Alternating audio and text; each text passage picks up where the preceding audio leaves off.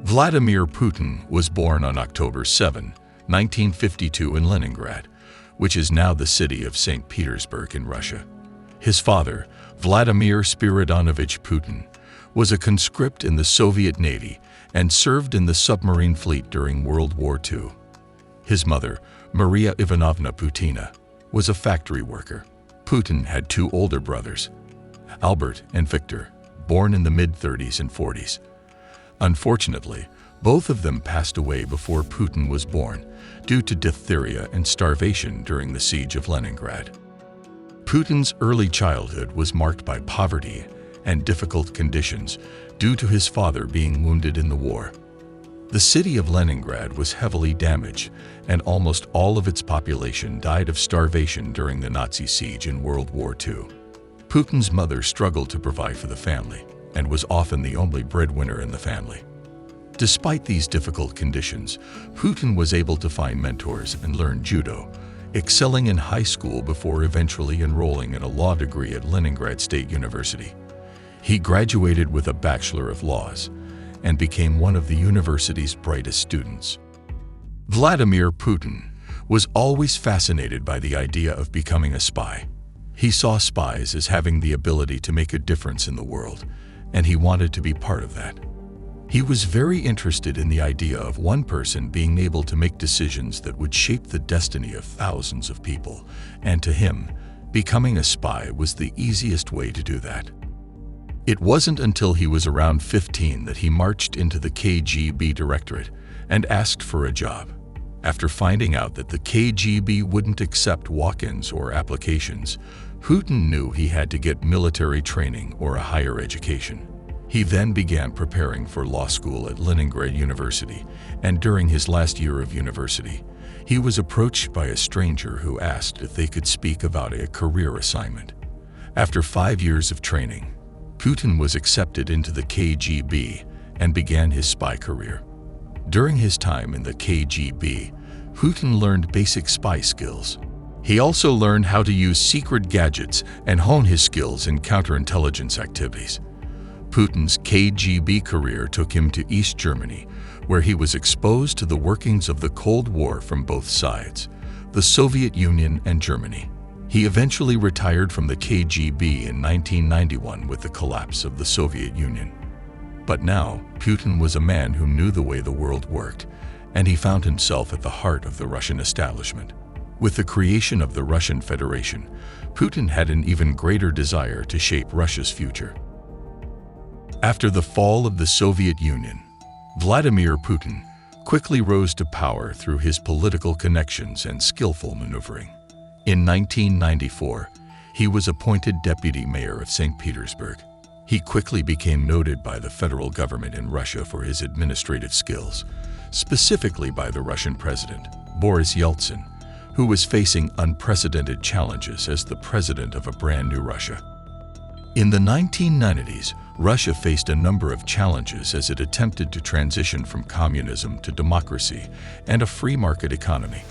The country had been hit hard by the fall of the Soviet Union, and its citizens were struggling with poverty and shortages of basic goods. Furthermore, rampant corruption in privatization efforts led to extreme wealth inequality and an increasingly disillusioned public. The political climate was highly unstable, and Yeltsin's government resorted to desperate measures in order to remain in power. As a result of these issues, nationalism began to take hold as the country searched for a positive national identity in the midst of chaos and uncertainty. With growing dissent and a looming communist threat, Boris Yeltsin chose Vladimir Putin to be the interim president of Russia in 1999 after stepping down. Yeltsin is widely regarded to be one of the worst world leaders of the 20th century. Putin, on the other hand, was hailed as a hero of the people due to his efforts, and he quickly gained the trust of Russian citizens who were searching for stability. He ran his 2000 presidential campaign under the slogan of the dictatorship of law, promising to restore order and implement measures to rein in the power of regional governors and oligarchs. This resonated with the public, and Putin was duly elected as president of Russia. In his first term as president, Vladimir Putin implemented a wide range of reforms aimed at restoring the power of the state and reinforcing the rule of law.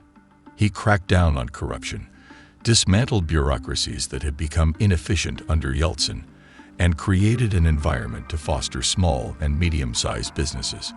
He also curbed the influence of the oligarchs and their media empires, allocating more state resources to projects such as modernizing Russia's military forces and improving healthcare. In comparison to Yeltsin, Putin was a smashing success as president. His policies were popular among Russians, and his overall approval rating was consistently high throughout his first term. He also made progress on foreign policy fronts, such as mediating the Second Chechen War and improving relations with the United States. At the same time, Putin took steps to consolidate power and become more and more authoritarian. He implemented a series of constitutional amendments that were designed solely to make him more powerful. These reforms made it easier for him to remain in office and increased his control over parliament, judiciary, and other state institutions. He also sought to control the media, initiating a campaign of intimidation and censorship against independent outlets.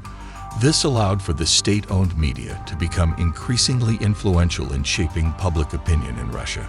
He also increased his influence over other branches of government, appointing loyalists to key positions and further centralizing power within the executive branch. The Russian economy was thriving during this time, and with the help of media propaganda, Putin was able to take complete credit for it. All of this culminated with Putin winning a second election in 2004, a landslide victory with over 70% of the votes. Of course, these elections were hardly free and fair.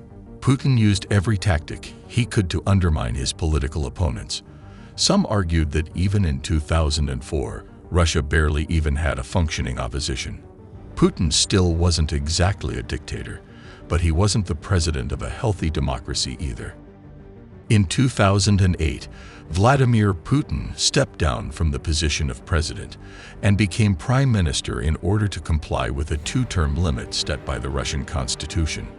His return to this role was marked by an increase in his personal power, as he worked closely with, if not outright controlled, the then-President Dmitry Medvedev on a number of reforms that gave him greater control over the government and economy.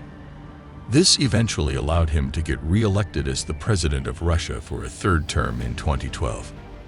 When Putin was re-elected president of Russia in 2012, it marked a new era for the country.